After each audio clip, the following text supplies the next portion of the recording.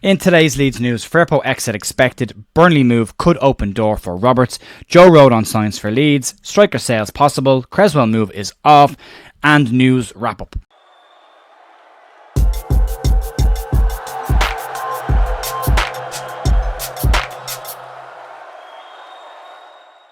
Hey folks, Jay here, Tuesday morning, the 2nd of July at The View with your Leeds United news. I hope you're all having a reasonably good week so far. There's a bit of stuff to get through. Just wanted to clarify a few bits and pieces for people asking about the PSR situation. The 30th of June deadline was the end of the 3-year PSR cycle, so we now move into a new PSR cycle, which should free up a lot of cash for clubs to start to spend. The issue around the Archie Gray situation, the financial part of that anyway, is relating to the 3-year period that led up to the end of that PSR period on the 30th and not just the last 12 months. So some issues that the 49ers Enterprises had to deal with at the back end of the Orta Radrazani situation, and then also their own situation as well. So between the three parties, it left us in a situation where Leeds were stuck on the end of the PSR and looking to try and bring some money in. But there is some other news floating around about some other potential exits from Leeds. There appears to be a rebuild happening at the club and players going out before we start to see players coming back in.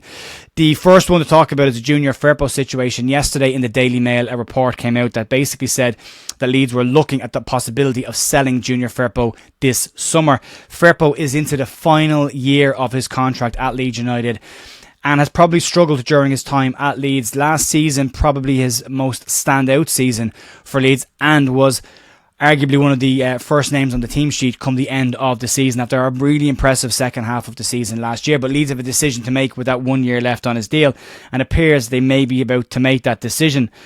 Firpo is not expected to be offered a new contract at Leeds United, and now with some news coming out around the Olympics, it appears the writing may just be on the wall for Junior Firpo's time at Leeds United. Firpo has been called up to the Dominican Republic Olympic squad, a squad that the clubs can decide whether players go to or not, as it is outside of FIFA's calendar window, so therefore the clubs have jurisdiction over players, not the international sides.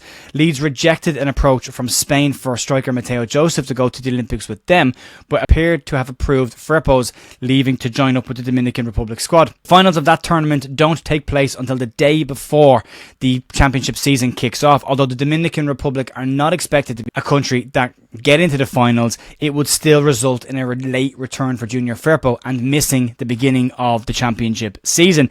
And given that, and given how light Leeds are in the fullback areas, this appears to shine a bit of light on a situation that Leeds may be looking at other options in the left back position. Leeds don't have cover in the left back position outside of Sam Byram. Given Sam Byram's ability to play in every single game, Leeds would definitely need to look at bringing in a left back. Who that is right now, outside of the only left back being linked recently in Luca Netz from Gladbach, there isn't a whole lot of noise around any other left backs right now, but that, I suppose, is becoming the norm at Leeds around potential transfers. One player that could be in line for a return to Leeds United is potentially Burnley fullback Connor Roberts. Leeds are said to remain interested in bringing Connor Roberts back to the club next season, but patience might be needed on this one. Burnley still don't have a manager, but they are being heavily linked with PSV Eindhoven's fullback Sharande Sambo, who, if signed, would likely push Connor Roberts down the pecking order at Burnley and could free up the player for a return to Leeds United. Burnley will need to sell some players during this window, and Leeds will be hoping that Roberts is one of those players that they will be willing to let go. A player who, although didn't play a lot of games for Leeds, with a full pre-season under his belt, you would imagine will be a player that would take the right back position permanently for the rest of the season. But that is one that will take time to happen and one to keep an eye on over the next couple of weeks. The first signing is in the door though, and that is Joe Rodon, and confirmation has come out. Joe Rodon has officially signed for Leeds United on a permanent basis for next season. There was a slight delay in getting the deal done as Rodon was at a training camp in California. According to Graham Smith at the YEP, Joe Rodon has turned down several offers from the Premier Division in order to return to Leeds United. Thomas Frank at Brentford was said to be someone that was very interested in bringing Joe Rodon in, as well as Archie Gray. A bad couple of days for Thomas Frank, but in his tweet, Graham Smith said the following: "The Joe Rodon deal sounds like it's just about there. Had Leicester City, Ipswich and Brentford as options this summer, decided to return to Leeds United. I suspect the finances were a bit more lucrative elsewhere as well." Leeds start to rebuild the squad for next season's campaign. Some other news has also come out from the Daily Mail regarding the Leeds United striker situation going into the summer. According to the Daily Mail, Leeds are likely to offload one of their strikers this summer. It's claimed in a report from the Mail that Leeds could consider offers for either Joe Piroe or Patrick Bamford this summer. Piroe was signed by Leeds from Swansea last season for a deal that in its totality would be around £16 million.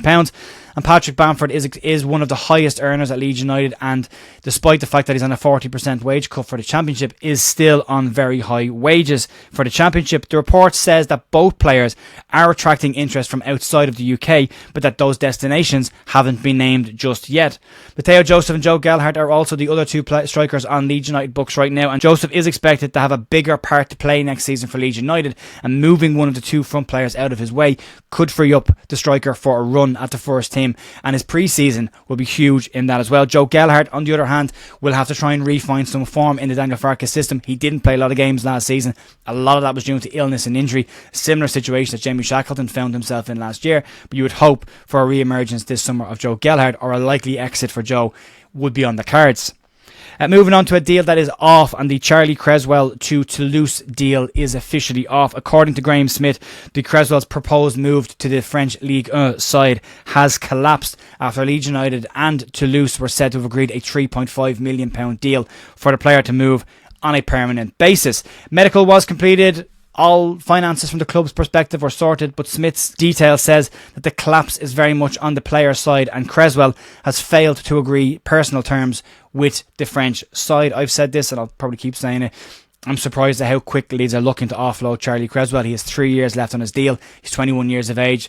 He's not earning massive money in Leeds. You would imagine get him out on loan for a season, let him play games, have a look at him, watch him develop, and then make a call next year where either his price goes up or he can come back and play for Leeds United, and you kind of win-win either way there, as long as the loan goes well. Leeds seem to be very keen to sell the player after a apparent falling out with Daniel Farke last season. It's a situation that I think should be resolved by both player and manager and move on from that, because I think Cresswell does have something to offer Leeds United, but that remains to be seen. We'll have to see what happens with that situation over the rest of the summer. But once a player has been sold, or a sale has been agreed by a club, it's likely that that's the destination that will happen. It's tough to come back from that and stay at the club then when the club were so willing to let you go for a very cheap price as well.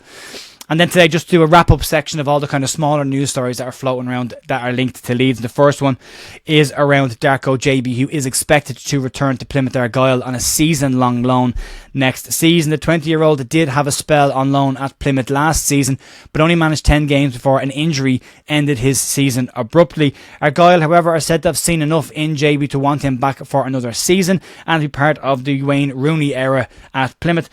Gyabi does have 2 years left on his deal at Leeds United, so this loan move will be a very important loan for him if he wants to establish himself as a Leeds United player, or put himself in the shop window for a move to a bigger side next summer when he goes into the final year of his deal.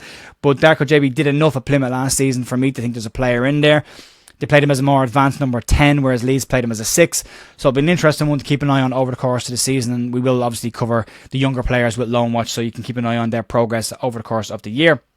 The other piece of news is around the new PSR timeframe. As mentioned at the start of the video, we now move in to a new PSR timeframe after the 30th of June deadline passed. Leeds' losses for the next 3 years will drop by £22 million. And Leeds were said to have been hamstrung by the previous 3-year period and the financial management that had gone on at behind the scenes at Leeds leading into last season.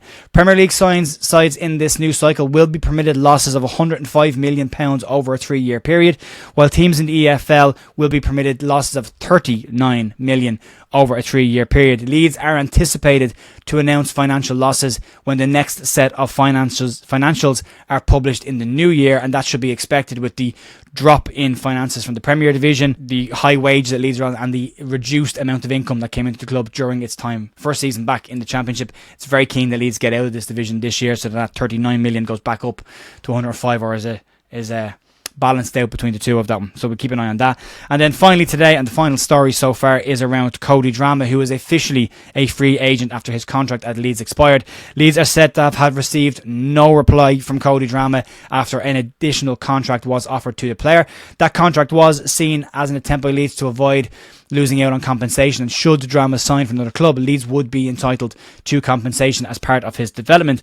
Luton Town, Cardiff City and Birmingham are all said to be interested in bringing the player in, 3 sides that he has spent time at loan at over the last 3 years. It is a far cry from the links between Borussia Dortmund and Newcastle United that were said last summer around the player. And in the last couple of seconds, it has literally just been confirmed Joe Rodon has signed a deal at Leeds United until 2028, and Archie Gray has moved and signed a 6-year deal at Tottenham. They have both been confirmed officially now by Leeds United. You can go check that out if you want to, folks. I will be back tomorrow morning for more Leeds news. If anything happens over the course of today, I will jump back on with a live stream tonight. That will be the kind of course of action going forward over the course of the next couple of weeks. It's expected to be very busy, so as news change, I'll try and jump back on and update you as soon as I can if any news kind of breaks during that period of time. So have a great rest of your day, and I'll talk to you tomorrow morning. See you then.